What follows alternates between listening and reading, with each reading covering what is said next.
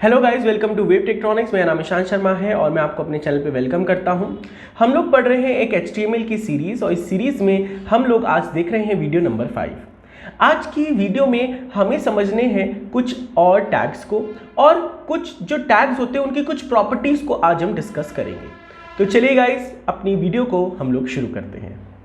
तो देखिए, लास्ट वाली क्लास में हम लोगों ने HTML के डॉक्यूमेंट में कुछ चीज़ों को सीखा था कि किस तरह से हम सेंटर टैग यूज़ करते हैं, किस तरह से हम पैराग्राफ लिखते हैं, किस तरह से हम ब्रेक लाइन करते हैं और हेडिंग टैग को हमने सीखा था। तो आज उसके आगे ही हम कंटिन्यू करते हैं और अपने कोड को आगे शुरू करते हैं। तो देखिए, आज हम समझेंगे जो पैराग्राफ टैग होता है उसमें एक प्रॉपर्टी होती है और वो प्रॉपर्टी है अलाइन प्रॉपर्टी। तो आप अलाइन प्रॉपर्टी से क्या कर सकते हो, अपने पैराग्राफ को लेफ्ट में, सेंटर में और राइट में अलाइन कर सकते हो। तो चलो इसको फटाफट से करके देखते हैं। ये मेरा पैराग्राफ टैग है। तो याद रखना, बहुत ज़्यादातर टैग्स ऐसे होते हैं जिनके अंदर हम प्रॉपर्टीज़ को भी इस्तेमाल कर सकते हैं। जैसे जैसे हम क्लास में आगे बढ़ते जाएंगे वैसे वैसे जितने भी टैग्स हैं उनकी मैं प्रॉपर्टीज़ को भी आगे आगे डिस्कस करता रहूँगा। तो आज हम समझ रहे हैं पैराग्राफ टैग की जो प्रॉपर्टी है अलाइन, उसको समझ रहे हैं। तो हमें लिखना होगा ALI अलाइन प्रॉपर्टी, और उसमें अलाइन प्रॉपर्टी में हम यहाँ पर लिखेंगे सेंटर।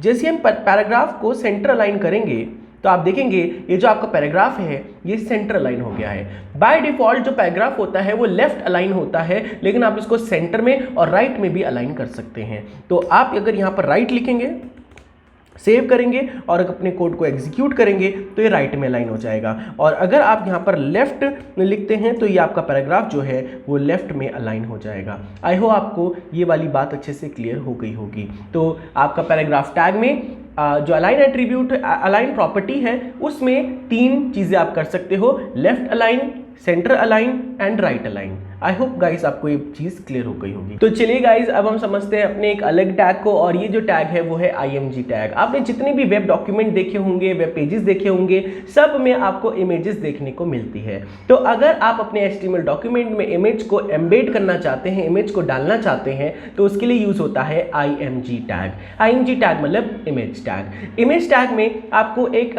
एट्रीब्यूट का यूज़ करना होता है, प्रॉपर्टी का यूज़ करना होता है, वो होता है SRC। SRC मतलब सोर्स। तो आपको उसका सोर्स देना होता है कि आपकी फोटो कहां रखी है। तो बाय डिफॉल्ट अगर आपने कोई फोल्डर क्रिएट किया है तो आप फोटोज को उस फोल्डर में ही डाल दीजिए और वो क्या करेगा, वहां से फोटो को उठा लेगा। तो हम लोग क्या करते हैं, पैराग्राफ टैग के ऊपर एक टैग यूज करते हैं IMG टैग। और IMG एक ऐसा टैग है जिसे हमें क्लोज करने की ज़रूरत नहीं होती।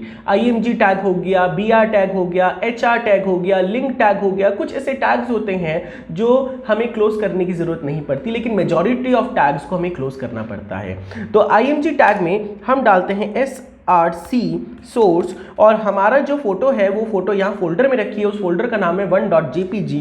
तो मैं यहाँ पर डालूंगा 1.jpg, और जब आप इसको सेव करके अपने प्रोग्राम में एग्जीक्यूट करेंगे तो आप देखो आपका एक वेब डॉक्यूमेंट में आपकी इमेज लग चुकी है। अब सपोज करिए आप इस इमेज को छोटा और बड़ा करना चाहते हैं, तो इसमें और प्रॉपर्टीज होती है IMG टैग में, और वो होती है विड्थ। तो अगर हम विड्थ यूज़ करते हैं और यहाँ पे हम लिख देते हैं 50, तो ये जो फोटो होगी ये छोटी हो जाएगी। आप देखेंगे ये बहुत छोटी फोटो हो गई। और अगर आप इसकी विड्थ को 500 पिक्सल्स के आसपास करेंगे तो ये क्या होगा, आपकी फ़ोटो बड़ी कर देगा। इसके बाद अगर आप 1000 करेंगे तो ये फ़ोटो और बड़ी हो जाएगी। इस तरह से आप अपनी फ़ोटो की विड्थ को बढ़ा सकते हैं। और अगर आप चाहें तो अपनी हाइट को भी एडजस्ट कर सकते हैं। हाइट इज इक्वल टू, मैं डाल दिया 500। तो आपकी विड्थ और हाइट अपने हिसाब से सेट करके आप हाइट को कम ज़्यादा कर सकते हैं। तो आप अपनी इमेज को पूरी तरह से कंट्रोल कर सकते हैं। जैसा अगर आपको नेसेसरी है आप उस तरह से अपनी इमेज को कंट्रोल कर सकते हैं। तो आप इमेज को विड्थ और हाइट एट्रीब्यूट से एडजस्ट कर सकते हैं। आई होप आपको ये वाली बात क्लियर हो गई होगी। तो इस तरह से आप अपने इमेजेस में अपने वेब डॉक्यूमेंट को एम्बेड कर सकते हैं। तो मैं इसे कर देता हूँ 1300 बाय 1000 पिक्सल्स, तो एक पूरा वॉलपेपर की तरह क्रिएट हो जाएगा। आई होप आपको ये बात क्लियर हो गई होगी। आई होप गाइज आपको ये बात अच्छे से क्लियर हो गई होगी। अगर आपको आज का टॉपिक अच्छे से क्लियर हुआ है तो आप इसको एक बार अपने कंप्यूटर में ज़रूर करके देखिए।